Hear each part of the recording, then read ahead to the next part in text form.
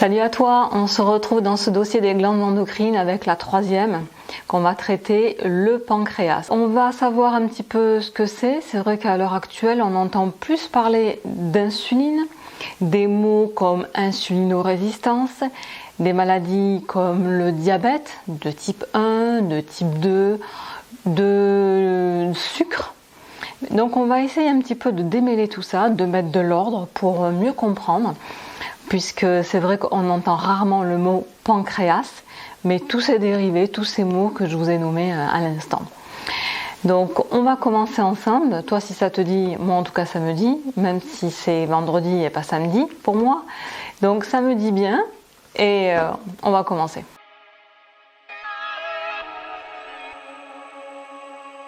Le pancréas, c'est une glande endocrine, mais aussi exocrine.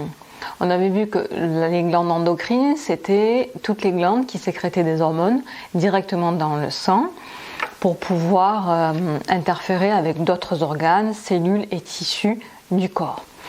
Le pancréas, donc, il est mixte. Il sécrète des hormones donc exocrines qui vont intervenir lors de la digestion dans l'intestin et endocrines qui vont être l'insuline et le glucagon et qui ont deux rôles antagonistes, on verra ça. C'est vrai qu'on entend plus parler de l'insuline. C'est cette hormone qui permet de réguler la glycémie, le taux de sucre dans le sang et de la mettre à la normale. La normale, c'est à 1 g environ par litre de sang. Donc c'est compris entre 0,8, 0,9 g, 1 g jusqu'à 1,2 au maximum. Cela dépend des personnes, des corpulences, etc. Donc cette insuline, c'est vrai que si on n'en produit pas, ça va être un peu fâcheux parce que les muscles utilisent beaucoup de sucre et s'il n'y a pas d'insuline pour ce métabolisme du glucose, il ne sera pas utilisé par les cellules et par les muscles.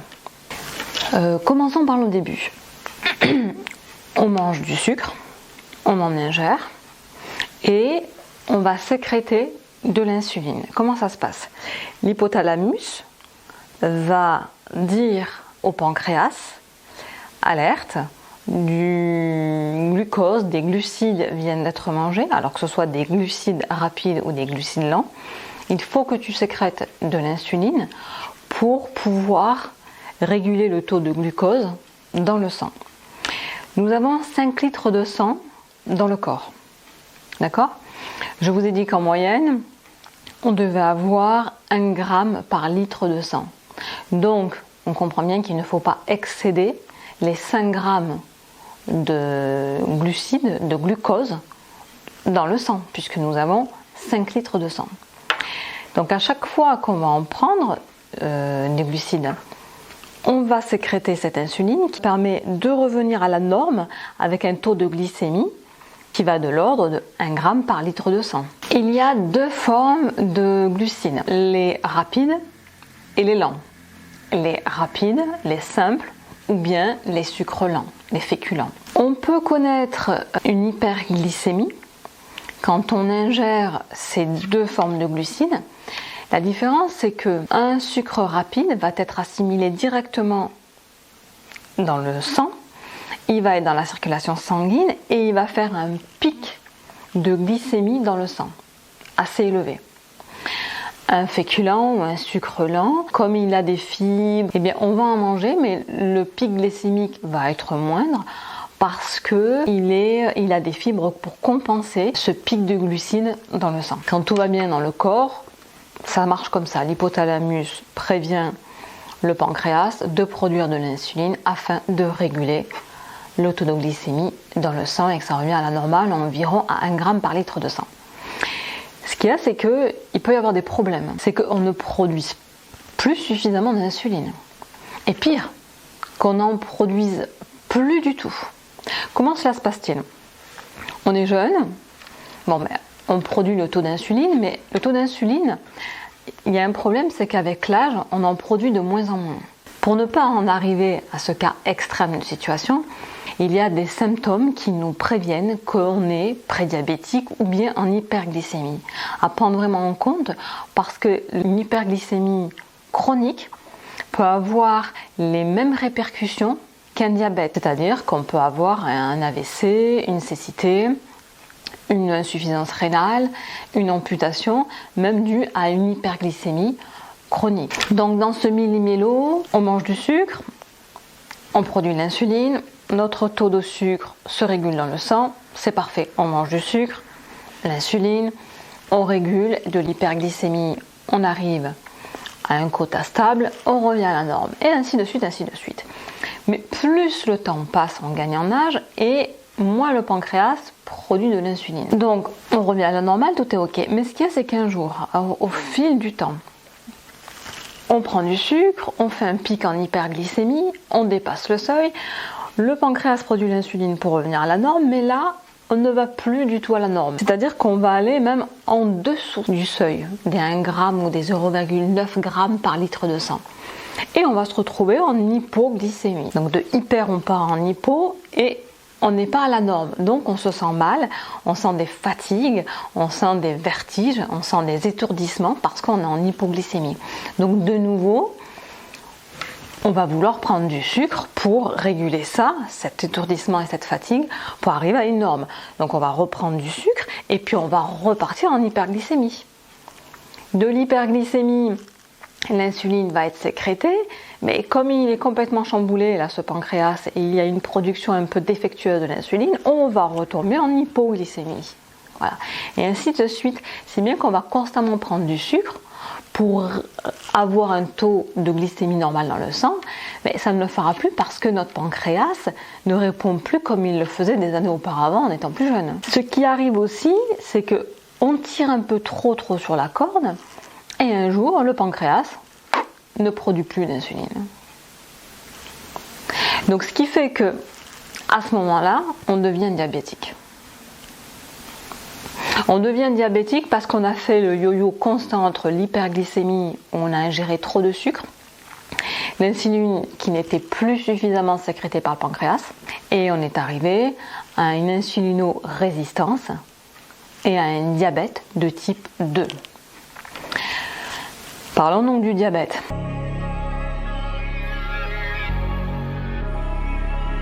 Quelle est la différence entre un diabète de type 1 et un diabète de type 2? Le diabète de type 1, on ne peut pas faire grand-chose. C'est une maladie auto-immune. Les cellules du pancréas s'autodétruisent. On ne peut plus du tout produire d'insuline. Et à ce moment-là, oui, il faudra à vie avoir une aide extérieure pour pouvoir produire de l'insuline. Et là, on ne peut rien y faire. Le diabète de type 2, c'est différent. C'est par notre manière de vivre qu'on provoque ce diabète de type 2, vous le voyez bien. Si à chaque fois je mange des glucides en permanence, en ne prenant pas en compte cet équilibre en moi de ce taux normal de 1 gramme par litre de sang de glucides, je fais ça toute ma vie, sachant que il y a plein de paramètres à prendre en compte.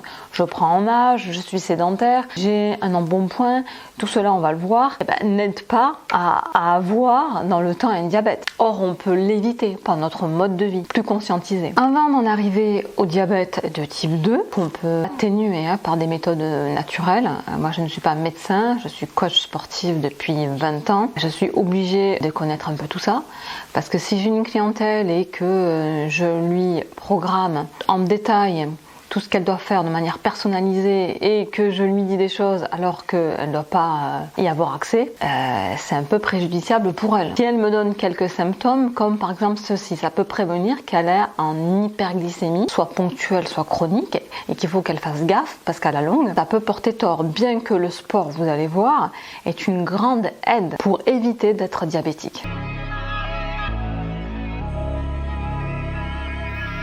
Si une personne me dit j'ai une fatigue extrême, cela c'est peut-être parce que il y a une production d'insuline qui est moindre et là il y a une non-disponibilité de glucose pour les cellules, pour les muscles, pour pouvoir produire de l'énergie.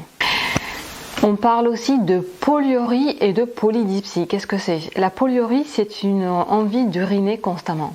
C'est une miction fréquente. Comme il y a trop de sucre dans le sang, le corps veut l'éliminer au plus vite, donc il va pomper le liquide un peu partout dans les tissus. Et pour pouvoir évacuer ça, ça va énormément fatiguer les reins. On va vouloir beaucoup uriner. Et comme on a pompé tous les liquides dans les tissus, on va aussi avoir cette polydipsie, qui est une soif inextinguible, une très grande soif de vouloir toujours boire. Donc si vous avez ces symptômes-là, de faire souvent pipi et de boire sans fin, c'est peut-être que vous avez une hyperglycémie. Ce qui peut aussi nous alerter, c'est quand on a une vision qui commence à devenir trouble. C'est-à-dire que les vaisseaux sanguins ne sont plus parfaitement irrigués et ils commencent à se durcir et à s'épaissir. Donc ça peut aussi nous alerter. On peut avoir des engourdissements aux extrémités du corps, que ce soit les mains, que ce soit les pieds, parce qu'il y a un manque de sang et d'oxygène qui parviennent à ces nerfs, aux extrémités de notre corps. On peut connaître aussi une faim incroyable, où on a toujours faim, ça s'appelle la polyphagie. C'est parce que nos cellules n'ont plus accès au glucose. Et enfin, un signe alertant peut être le saignement des gencives. Trop de sucre dans le sang va produire des bactéries qui sont à l'origine de la plaque dentaire, et ces bactéries, eh bien, elles vont provoquer un saignement des gencives. Lorsqu'il y a une cicatrisation lente, c'est-à-dire que la circulation et l'oxygénation des cellules de la peau se fait mal, dû à une hyperglycémie. Ainsi, nous avons vu des signaux qui peuvent nous alerter qu'on peut avoir une hyperglycémie. Pour éviter un diabète, on doit prendre en compte aussi des choses bien factuelles. C'est-à-dire que d'abord, comme j'en parlais tout à l'heure, l'âge. Plus on prend en âge, et moins le pancréas produit d'insuline. Plus exactement, c'est la sensibilité à l'insuline qui va diminuer. Ça veut dire que les tissus ou les cellules vont répondre à l'insuline de manière beaucoup moins efficace qu'auparavant. Le risque est élevé à plus de 91% si on est sédentaire de développer un diabète. Donc il faudra vraiment avoir une activité sportive ou un exercice physique à raison d'1h30 par jour. On verra tout à l'heure justement le glucagon que l'on produit lors d'un exercice physique. Le risque, c'est aussi quand on est en surpoids, qu'on a un IMC, un indice de masse corporelle supérieur à 25. À prendre en compte quand on connaît aussi une obésité, mais surtout abdominale. Les personnes qui ont des ovaires polykystiques vont avoir plus tendance à développer un diabète de type 2. Si on a été en contact avec des toxiques hormonaux, c'est les toxiques polluants environnementaux, donc on est susceptible aussi, entre autres, de produire un diabète. Les personnes qui connaissent une hypertension artérielle peuvent être aussi les plus sensibles à développer un diabète de type 2. Dans la génétique, si dans notre famille il y a eu des personnes qui ont connu ça, on peut être à même de l'avoir aussi. Et si on fait partie d'une ethnie qui est sensible à ce problème, pro-américaine, asiatique-américaine, latino-américaine, amérindienne.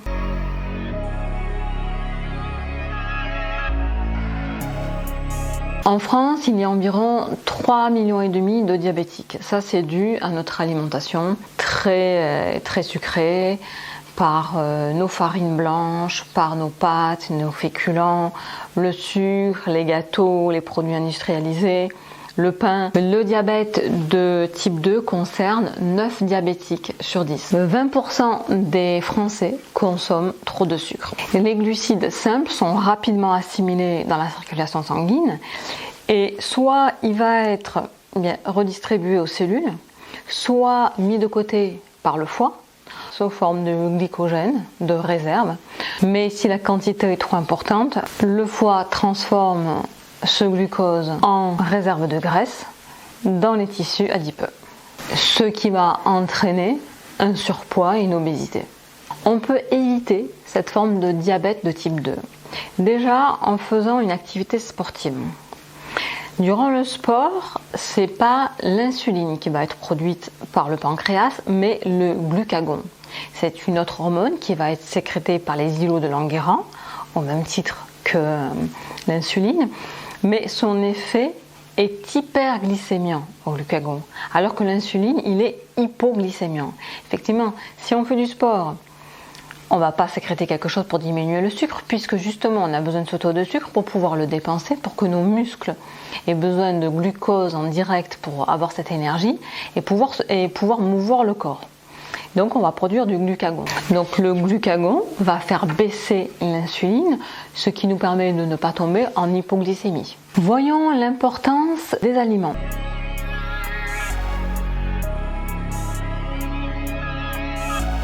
Chaque aliment a un index glycémique. Ça veut dire qu'il a une valeur dès qu'il va être ingéré, la manière dont il va être assimilé dans le corps. Lorsqu'on va le manger, il va avoir un pic important de glycémie. On va appeler ça un aliment à index glycémique élevé. Mais si on le mange et que la glycémie ne s'élève pas plus que ça, on appelle ça un aliment à index glycémique bas. Donc il est important pour une personne qui veut à peu près surveiller sa glycémie de se référer à ces tableaux pour savoir quel aliment ne va pas trop élever ou surélever sa glycémie. À savoir par exemple qu'une pomme de terre, si vous la cuisez à la vapeur, elle a un index glycémique de 65. Ce tableau nous dit que tous les aliments qui sont en dessous de 39 grammes de glucides pour 100 grammes sont des aliments à index glycémique bas. Ensuite, il y a un index glycémique moyen, ça se joue entre 40 et 59 grammes pour 100 grammes. Et ensuite, les aliments à index glycémique élevé qui, eux, s'élèvent de 60 et au-delà. Si vous prenez une simple pomme de terre, son index glycémique est de 65, cuit à la vapeur. Mais si la même pomme de terre, vous la faites cuire par exemple au four, son index glycémique s'élève à 95. C'est à peu près même l'équivalent d'un morceau de sucre blanc. Au même titre que l'alcool. L'alcool, c'est pas sucré et pourtant, il a fermenté et l'alcool est apparu grâce à la teneur élevée en sucre. Vous prenez une simple bière, vous vous dites, c'est pas sucré, même il y a des bières qui sont amères. Eh bien, l'index glycémique est très très élevé, il monte jusqu'à 110. Donc pour quelqu'un qui connaît un prédiabète, un diabète, une hyperglycémie ponctuelle et pire chronique, la personne va éviter ces aliments. Le problème, c'est vraiment les aliments industrialisés qui ont des sucres rapides. Dans ce genre de produits, les glucides sont très très élevés, vont nous faire un pic de glycémie très élevé, une production d'insuline pour abaisser ça à la normale. On va avec le temps être en hypoglycémie parce que l'insuline n'est pas suffisamment produite. On va être en hypoglycémie puis on va continuer. Donc ce genre d'aliments, ce ne sont pas de bons glucides à consommer. Mieux vaut utiliser des glucides avec des fibres. C'est-à-dire que par exemple un fruit est mieux, on le sait, qu'un jus de fruits parce que le fruit va contenir des fibres. Donc il va temporiser l'effet de la glycémie dans le sang.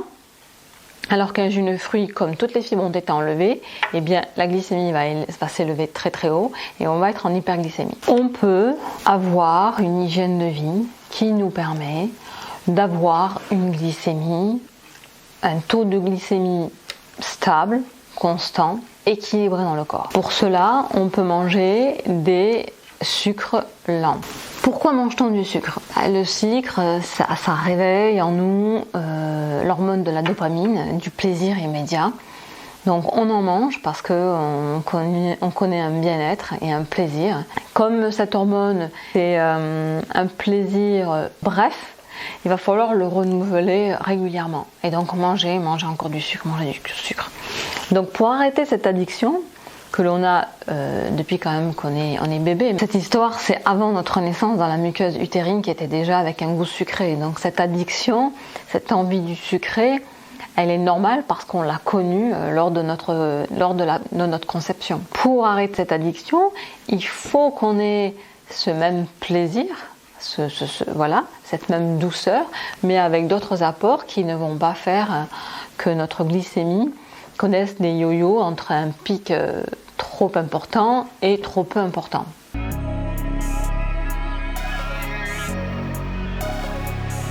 Pour éviter de manger du sucre, il faudra donc d'autres hormones qui vont nous permettre d'être bien. On sait déjà que le magnésium est très très bon pour produire de la sérotonine, qui est un peu plus permanent en détente et bien-être que la dopamine, qui est un peu plus éphémère. Donc le magnésium permet de réduire la glycémie, l'insulinorésistance. Le chrome aussi sera à prendre en compte, il permet la régulation de la glycémie et un accroissement de la sensibilité à l'insuline des cellules. Le chrome est un cofacteur de l'insuline et il permet vraiment de réduire ses besoins en sucre. Le fait de prendre une ampoule à jeun le matin de chrome va vous permettre de ne pas avoir envie de manger sucré. D'ailleurs, il n'est pas recommandé de manger sucré le matin, mais plutôt salé, gras. D'ailleurs, je vous avais fait une vidéo de ce que je prenais au petit déjeuner et c'est vrai que depuis j'ai un petit peu changé des choses parce qu'à chaque fois moi c'est jamais pareil selon ce que j'ai à établir dans mon programme sportif. Il est conseillé de ne pas manger sucré le matin.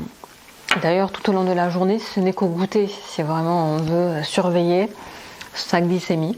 À chaque fois aussi qu'on a une envie par exemple de sucré, on peut très bien prendre en poudre un peu de plante, la Gymnesia sylvestris, qui a un goût assez particulier, et quand on la met en bouche pendant 2 heures, elle agit et elle nous donne vraiment un dégoût du sucre. En général, les diabétiques avec l'hyperglycémie connaissent une carence en zinc. Donc il faudra cette supplémentation en zinc qui permettra de réduire notamment la glycémie. Le fenugrec, qui est une graine mucilagineuse et qui permet l'absorption du glucose, donc ça sera un hypoglycémiant, de même que le café et plus particulièrement le café vert. En hypoglycémiant, nous avons aussi la cannelle. La cannelle, si vous en prenez un peu partout, vous ne voudrez pas manger du sucre après, c'est un hypoglycémiant aussi.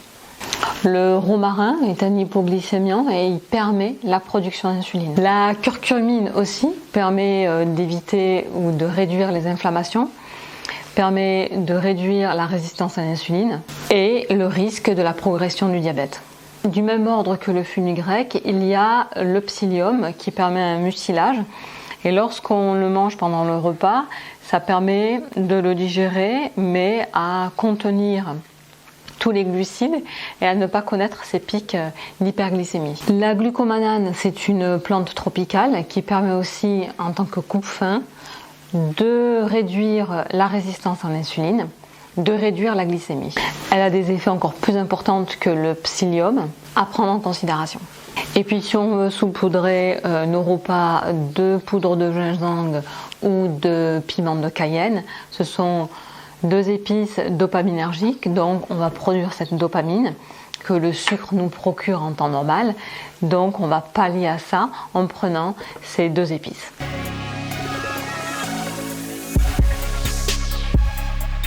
Pour conclure, on peut manger des glucides, mais il faudra privilégier les bons glucides, lents.